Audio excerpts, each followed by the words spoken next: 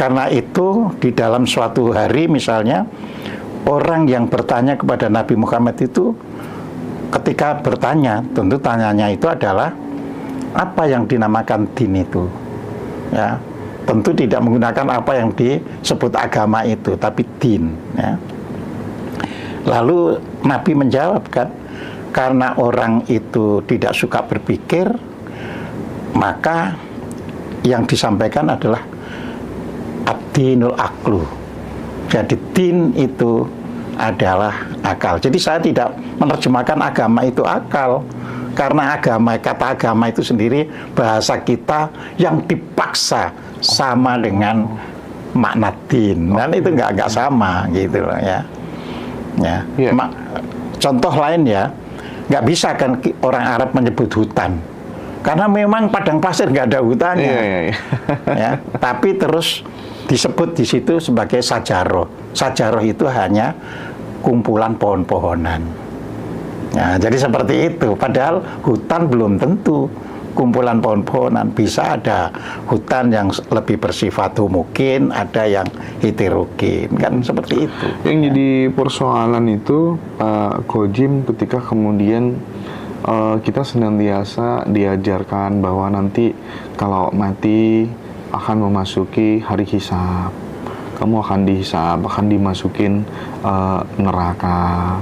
Kalau kamu tidak menutup aurat, itu kan jadi pemahaman kolektif, dan itu menjadi sebuah penyebab kita bertengkar satu sama lain, gitu ya. Bahkan karena beda keyakinan, beda agama, seolah-olah Tuhan tuh pokoknya dikabarkan sebagai maha penyiksa segala macam, kafir, musyrik, syirik. Ini masih luar biasa pertengkaran gara-gara agama seperti ini. Gimana Pak Koji? Iya, itu tadi karena kan sudah menjadi bagian dari politik, ya kan. Jangankan agama, masih ingat kan zaman dulu kan, antara orang-orang yang berbeda politik saja bisa sampai suami istri cerai, nggak jauh-jauh kan. Peristiwa tahun 2019, ya, ada pengajian yang bubar gara-gara pengikutnya yang satu berpihak kepada calon presiden Prabowo, yang satu berpihak pada calon presiden Joko Widodo. Ya. Jadi yang namanya pertengkaran itu bukan karena agamanya itu sendiri, tapi karena muatan politiknya. Makanya tadi saya katakan kan pada mulanya din, ya kan, maka jangan ditarik dulu itu agama. Din itu juga jawaban Rasul tergantung orang yang bertanya. Ya, ketika yang dilihat itu orang kurang bertata krama, kurang berakhlak, ya dikatakan ad-dinul khuluq, ya. Jadi agama itu adalah budi pekerti. Jadi din itu budi pekerti. Jadi seperti itu. Suatu hari ditanya, dia menjawab ad-dinu nasihah. Jadi din itu adalah nasihat tentang kebaikan-kebaikan. Tergantung siapa yang bertanya. Nah, tergantung siapa yang bertanya. Tetapi ketika politik masuk, bukan tergantung siapa yang bertanya, apa yang disampaikan. Makanya terus terjadilah misalnya perkelahian antara orang yang biasa ziarah kubur sama yang menganggap bid'ah. Ini kan karena kepentingan politik. Ya, jadi di situ.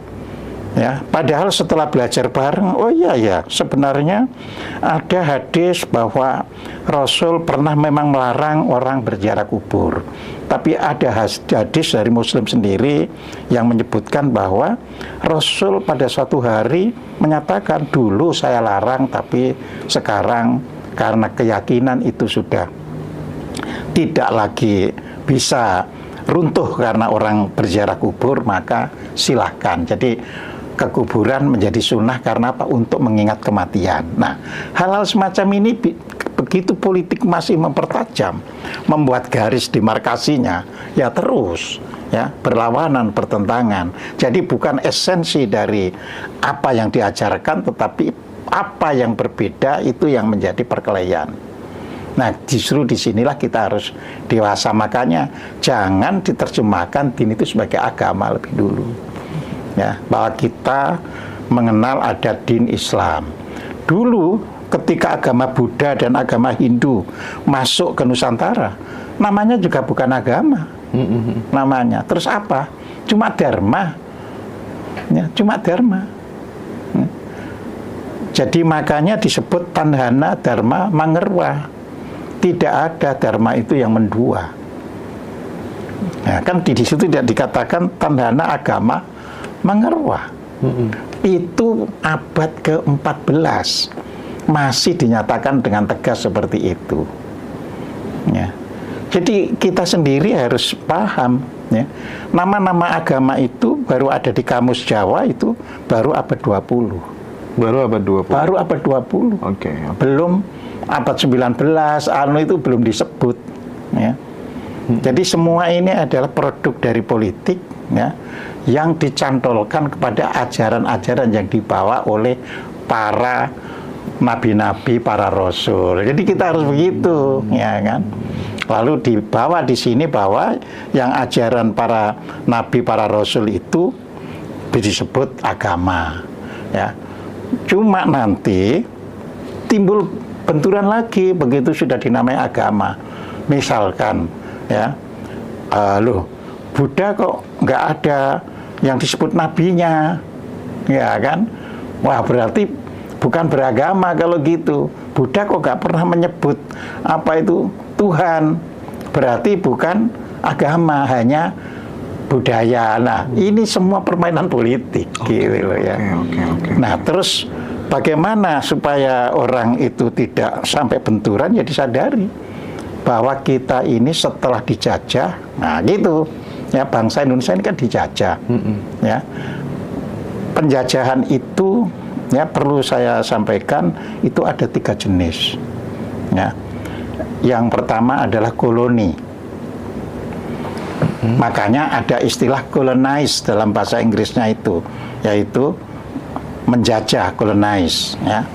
Nah, apa artinya jadi koloni itu? Ya, daerah itu semata-mata, ya, suatu negara itu dikendalikan 100% oleh penjajah. Ya, jadi seperti itu. Ini tipe penjajahan yang pertama, ya. Yang kedua adalah vasal.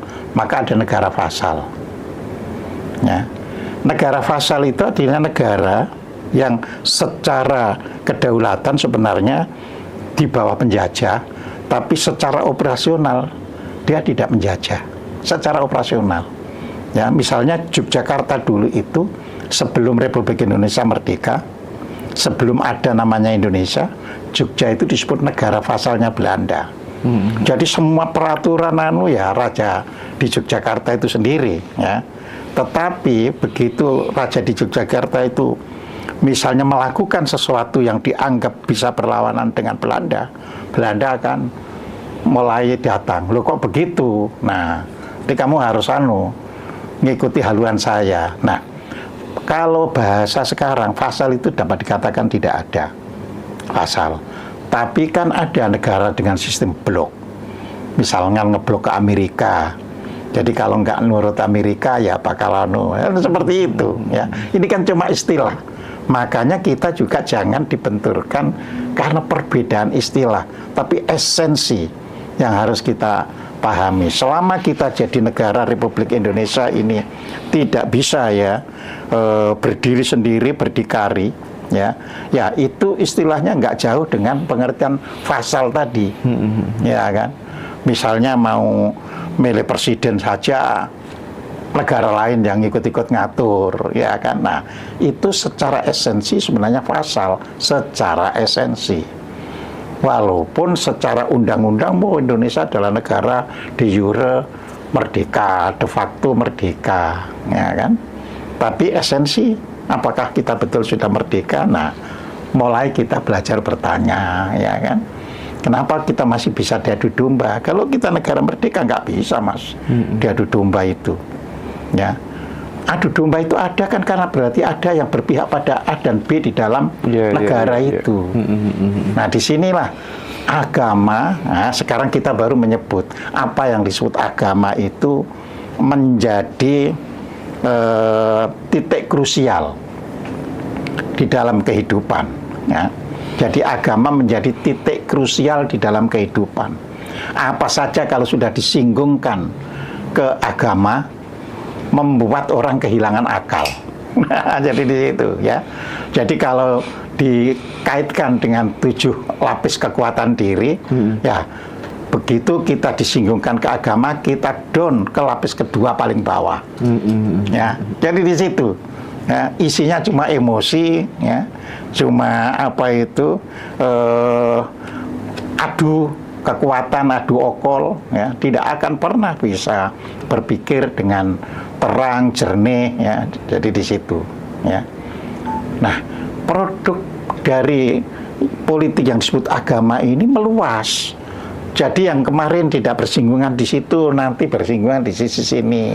Ya contoh, banyak contohnya misalkan. Semula tidak ada persoalan dengan istilah Habib. Semula, ya kan? Padahal istilah Habib itu sendiri sudah ada dari dulu, tapi semula tidak ada, ya kan? Terus menjadi ada dan menjadi krusial, menjadi hal-hal yang bisa menyulut, ya, pertikaian. Nah, jadi seperti itu. Sama nanti supaya pengikut atau pemeluk agama itu semakin sensitifnya, ya kan? Terus dimasukkan tentang pahala, ya, dan dosa. Nah itu tuh menarik, Pak. Ya. Gimana awal mula masuknya pahala dan dosa di dalam agama tuh? Ya, mula-mula masuknya karena kepentingan sosial politik tadi, sospol tadi. Ya, misalkan ini saya buat cerita ya. Iya. Pada mulanya, ya, di agama Yahudi itu tidak mengenal yang disebut dalam eskatologi, ya, kiamat seperti apa yang kita pahami sekarang ini, bumi hancur dan sebagainya itu. Ya, eskatologi mereka lebih berkaitan dengan bagaimana bisa Islam memperjuangkan apa yang diajarkan oleh Musa. Nah, ketika harus menyampaikan hal-hal yang diajarkan oleh Musa, atau dalam Islam disebut Nabi Musa, ya, terjadilah benturan dengan kelompok lain. Ya, jadi apa yang diajarkan oleh Yahudi itu berbenturan dengan kelompok lain. Ya. Nah, ketika terjadi benturan dengan kelompok lain, harus diperkuat secara mental, ya, supaya jangan ketakutan. Ya kan? Oh, nggak apa-apa, kita bela apa yang diajarkan oleh Musa, ya, sampai titik darah penghabisan. Sebab kalau kita mati dalam membela, nanti masuk surga.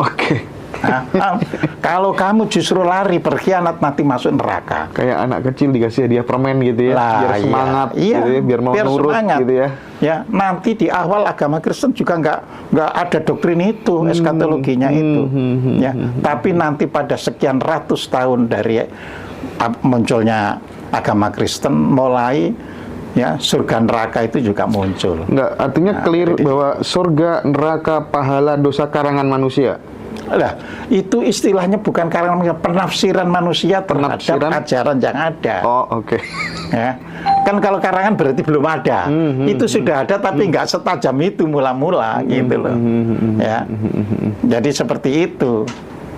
Ya. Jadi kalau misalnya hanya disebut, ya kan, ya nanti kalau kita membela, misalnya orang Kristen membela betul-betul ajaran Yesus itu akan hidup bersama Bapa yang di surga, mungkin nggak terlalu apa itu bisa menarik. Tapi kalau nanti kalau dengan Bapa yang di surga itu bisa hidup mewah, hidup ini itu, sedangkan yang apa itu mengingkari nanti masuk Hades, ya, masuk neraka yang dibakar, yang ya kan, inferno. Nah, beda lagi, ya. Jadi di situ agama Islam mula-mula tidak terlalu ke sana. Makanya jangan heran politik saling membunuh antar sahabat itu nggak takut neraka. Oh iya. Ya kan? Cuma nanti lahir hadis, apabila ada 2 orang mukmin bertikai, ya, maka keduanya akan masuk neraka, baik yang menang maupun yang kalah. Terus ada sahabat bertanya, ya Rasulullah, bukankah apa itu yang menang itu berarti berusaha mempertahankan keyakinannya? Enggak, karena itu asumsi keyakinannya itu. Tapi niatnya membunuh lawannya. Nah, membunuh itulah yang membawa dia ke neraka. Jadi baik yang sudah kalah maupun yang menang tetap nanti matinya masuk neraka. Tapi itu kan terjadi sekian ratus tahun setelah antar sahabat sendiri terjadi saling membunuh, ya kan? Jadi asalnya ya nggak sampai ke sana. Ajaran itu ya bernuansa bagaimana masyarakat bisa hidup bersama, damai, ya bisa rukun, bisa membawa kemajuan bersama seperti itu. Oke. Nah, generasi kita sekarang itu saya buat itu tadi generasi pasca tahun 2000 dan sebelum tahun 2000. Artinya yang dilahirkan ya, yang sudah hidup dewasa sebelum tahun 2000, ia sudah termakan oleh doktrin agama sebagai hasil politisasi. Sedangkan anak-anak yang dilahirkan setelah tahun 2000 ya, ini dibagi dua. Ya, yang eranya itu masih dekat-dekat dengan tahun 2000 itu masih istilahnya itu kena pengaruh dari yang sebelumnya, sedangkan yang dilahirkan misalnya sekarang baru berumur 15 tahun gitu, relatif ya tidak terbawa arus itu. Nah, ini perkembangan ya. Nah, Pak Kojim tadi kan sempat menyinggung soal Habib ya. Ya. Nah, yang kan banyak nih bukti Habib itu setelah dites DNA ternyata keturunan India, Pak Kojim.